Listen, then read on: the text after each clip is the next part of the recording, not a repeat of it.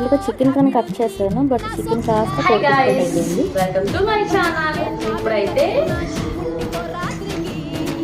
కోడిగుడ్డు టమాటా పులట ఇది మొన్న ఒకసారి చూస్తారు కదా, ఇప్పుడైతే మేము అదే అనుకుంటున్నాం. సరే మీకు నచ్చితే ఒకసారి ట్రై చేయండి, క్లియర్గా చూపిస్తా.